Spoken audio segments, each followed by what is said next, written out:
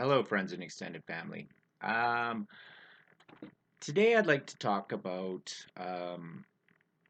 our value systems and our belief systems and how those things are manipulated in modern society.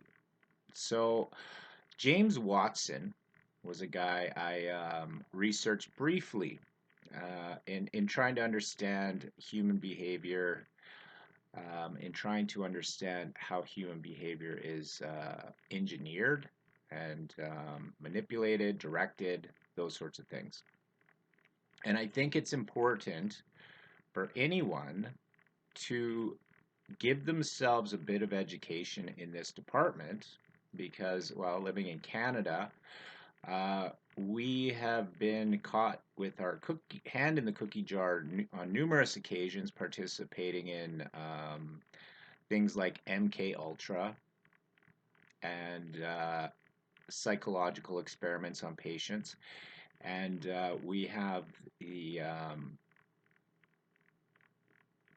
numerous incidents of mass social engineering, and not necessarily for the benefit of those being socially engineered. So it's, I think, important to examine this for ourselves and then try to map it over our own lives and see where we have been manipulated into a potential belief or opposing a belief without our full cooperation or understanding of what is being done. So, the clearest example I can give of altering someone's values and beliefs is I believe it was either James Watson or Pavlov I was watching, and it showed a toddler petting a bunny. Now, I think for the most of us, we can all say that petting a cat or a bunny is pleasant. It's soft.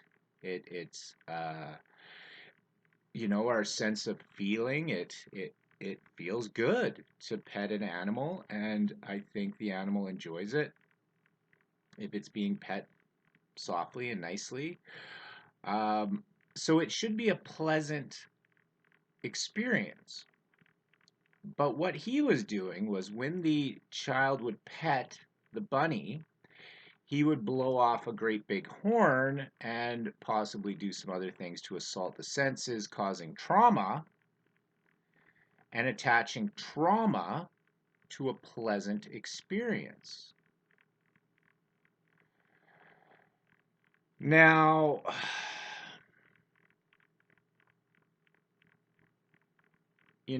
this sort of experimentation is obviously valuable in understanding the human animal. But at the same token, I was watching a toddler have a pleasant experience turned on its head for that individual.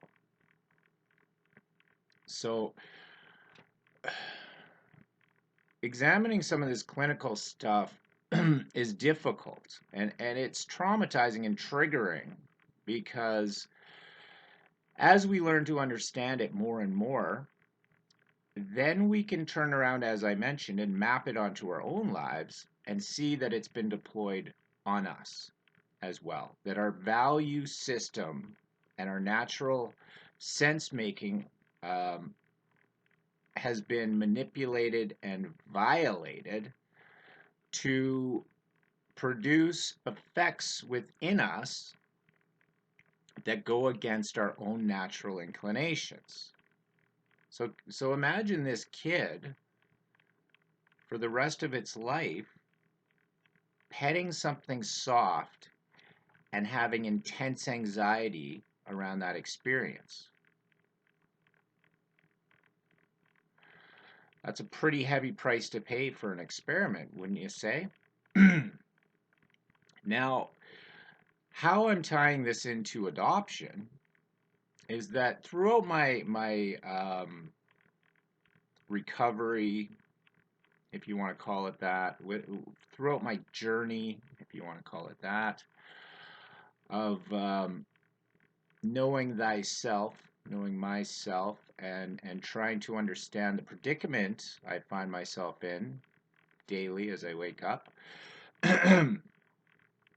I see that some of these alterations in my experience and sense making have taken place.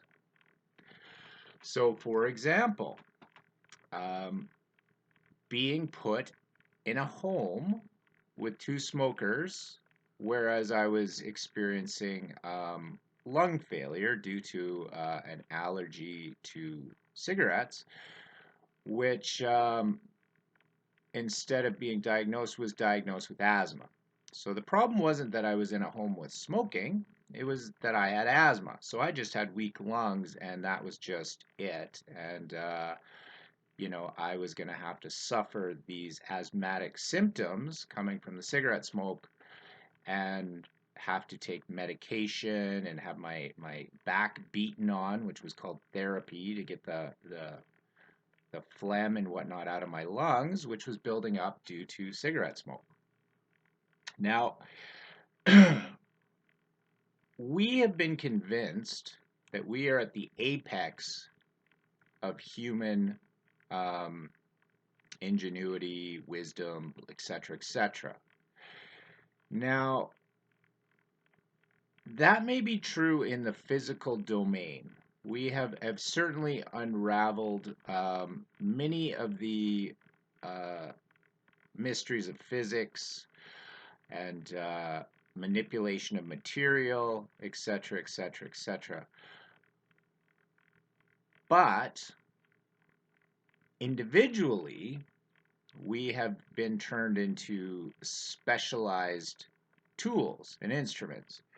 So the average person does not study politics, medicine, engineering, uh,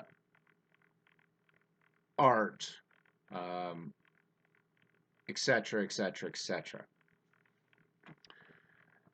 And without, by separating those things, you sort of obscure the big picture of life, the big picture of community, the big picture of existence, the big picture of values, and the big picture of consequences. And unless someone can tie those things together holistically, sort of like, for the individual and for the greater whole, well, then we are all holding small pieces of a much larger puzzle, thinking that our small piece of the puzzle is the big thing, that it's the whole kit and caboodle. And, we're sort of convinced that everyone's just the same and this, that, and the other. But what isn't sort of talked about is the development and why this development's important. So Freud got into psychological development of children and their different phases that they go through. And for any adoptee, I suggest you look at this because the oral phase is automatically interfered with the lack of breastfeeding. And many of you may find that things were done to you in your adoption experiment that interfered with these phases. Now, why would there be intentional interference in these phases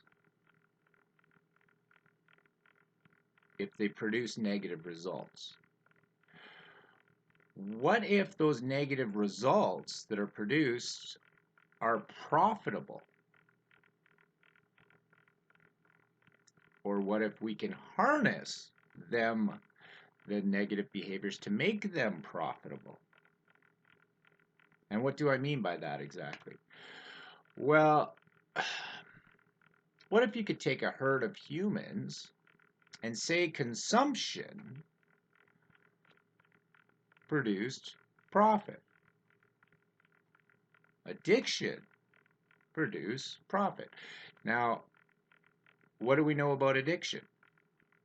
Well, you can look up the rat study on addiction, and you can discover that as of recently, the public has been informed about these rat studies that show the disconnected rat, the rat that's not part of the community, tends to fall into addiction when presented things like cocaine drip or whatever it may be.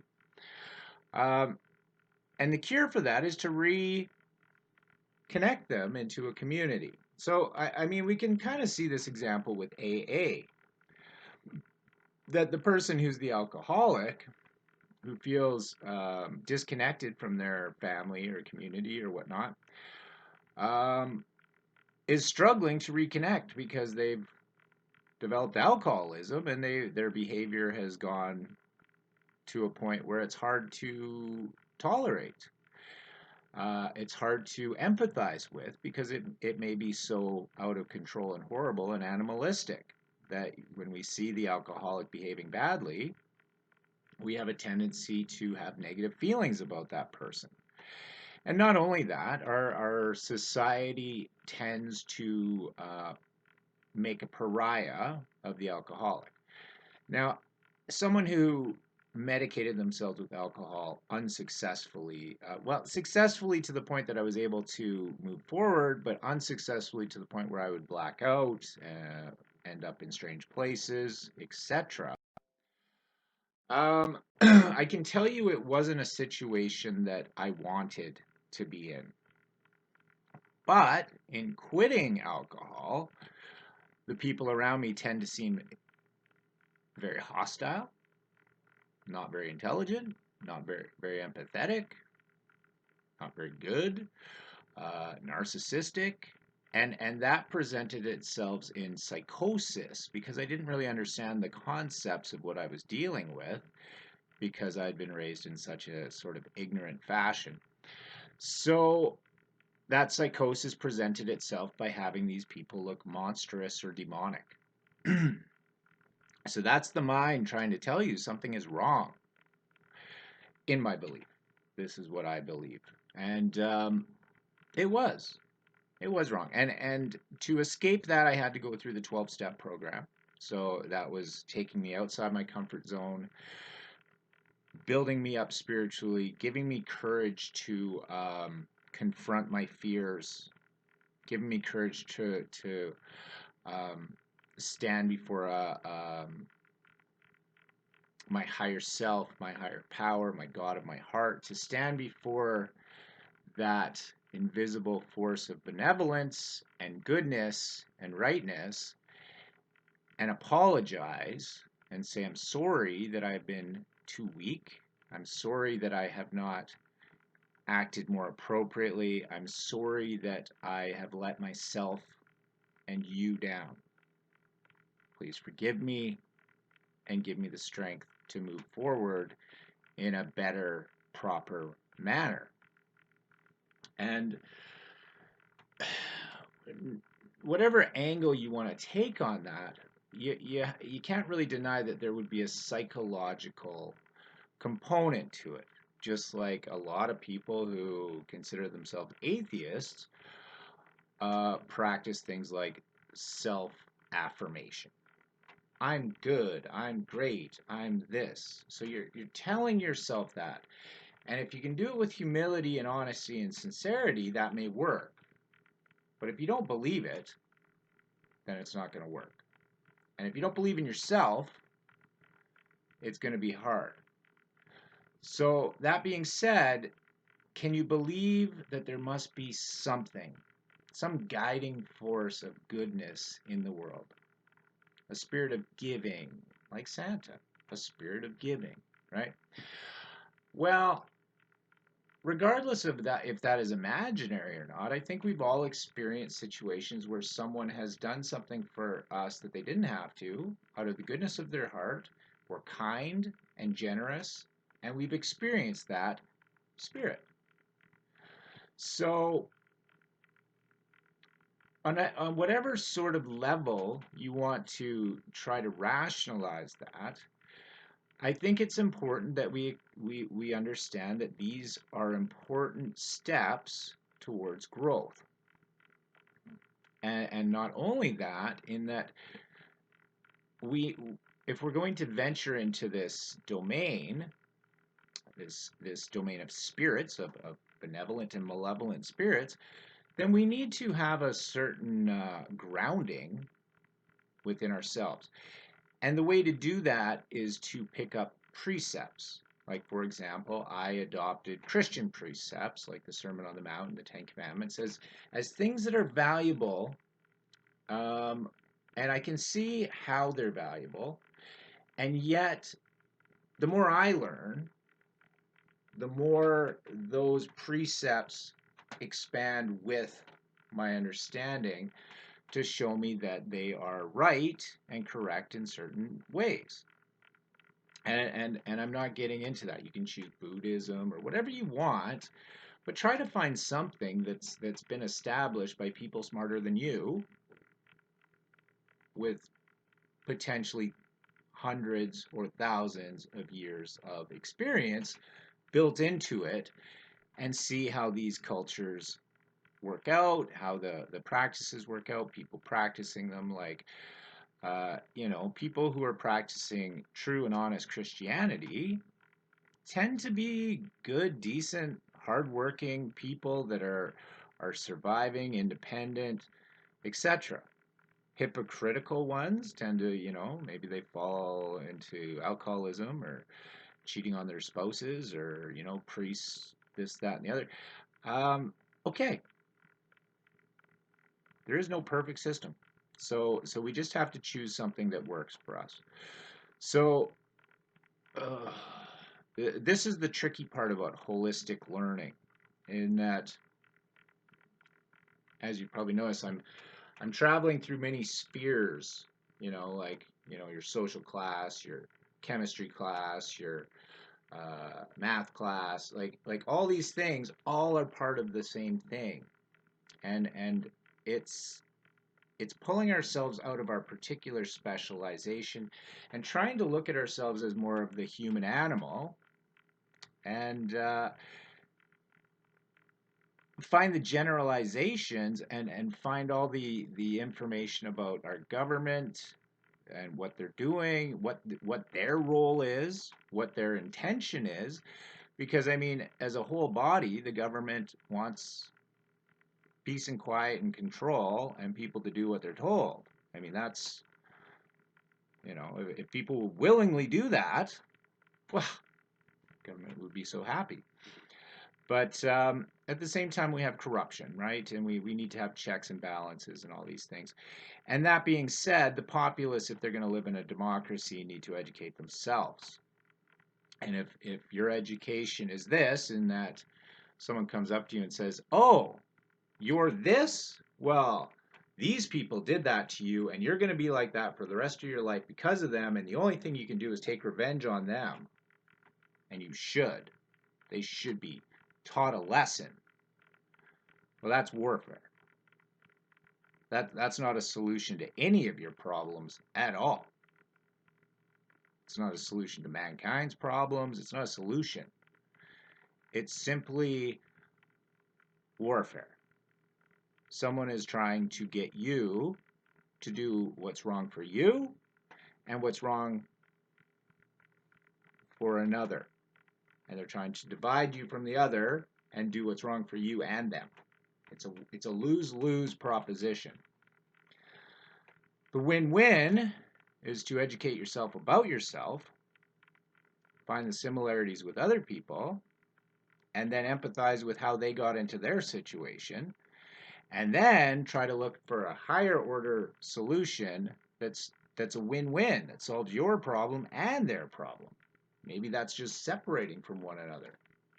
But, and agreeing to whatnot, and then you end up with the triangle, right? You have the thesis, antithesis, and the synthesis, right? So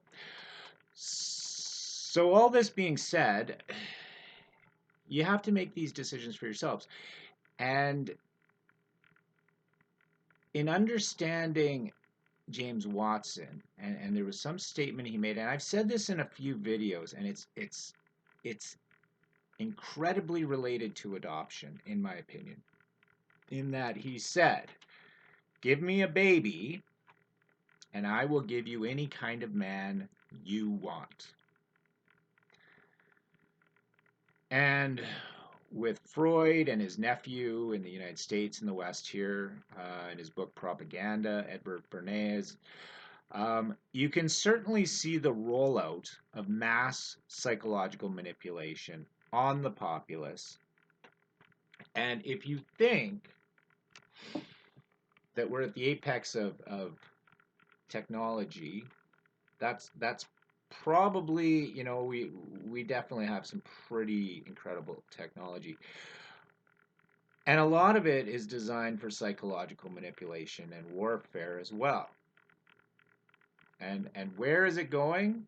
Well, I mean, there's ideas. I have ideas about that.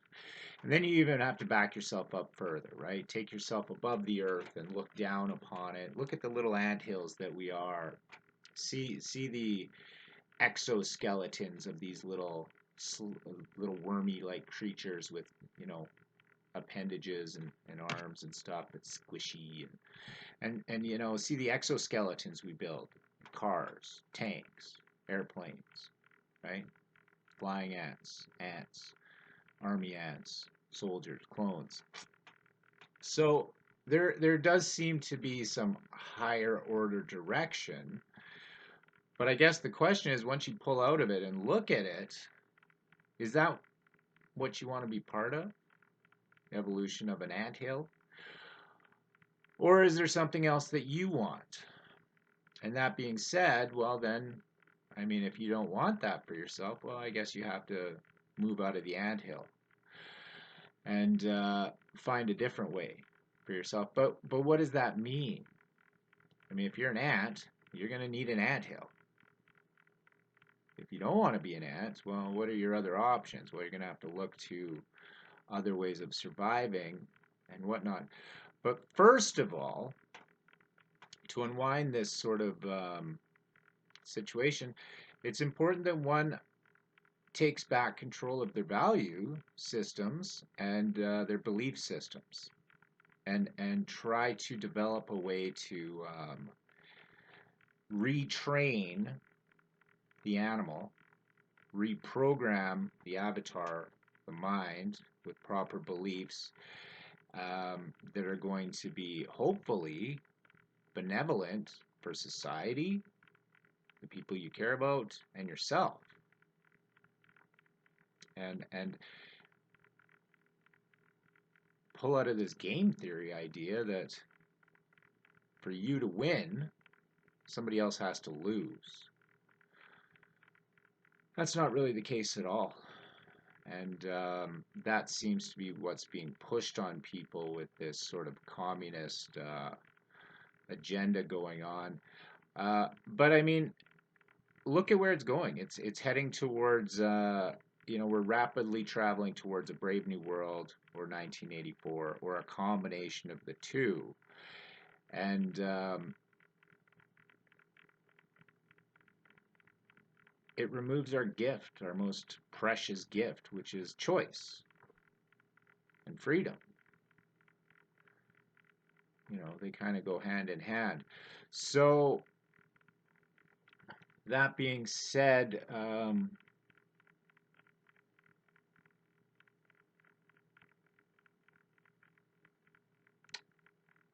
I have questions. I have lots of questions about all this. And what is a potential better way forward? And I'd love to hear from you guys as to how you have been, things you've seen in your childhood psychological development, and where you think maybe some of those things came from. And the other thing is the lectures, the lectures from doctors who always end up saying, and we know this from studies done on twins and adoptees. I'd like to hear from some of these adoptees that were in these experiments willingly. Or I'd like to hear from some of the adoptees who discovered some of the experiment that they potentially were in, like I believe myself to have been, um, and why you think that. Why you think maybe you were involved in an experiment, you know? Because I mean, in my situation, well, I definitely wasn't put into a situation that was gonna provide me better resources and better nurturing and anything like that, because I was put in a situation with less money, less education, less intelligence, less nutritional health knowledge, uh, less religious moral understanding, etc., etc., etc., from family that was better off. So, you know, when you look at things statistically like that, well, you can see that statistics play a role in your development. And if you put a child in a situation that's low in all those areas, well, what are you expecting exactly to happen to that child besides it being toxicified, addicted, bondaged into consumerism, materialism, and ultimately less than. And luckily, I guess for myself, through resilience and whatnot, I was able to overcome some of those things, but I'm still struggling to overcome others. Like smoking, I don't know what it is to live in a world without nicotine in me, and it scares me. My body doesn't react well to the thought of not having that nicotine. And not only that, I become quite scatterbrained because I have ADHD, which Spanish studies have linked to putting babies in smoking homes. So these things, although I'm not using them as an excuse not to get better, I'm saying these are the challenges I'm responsible to overcome to get my temple and myself back to fully functional.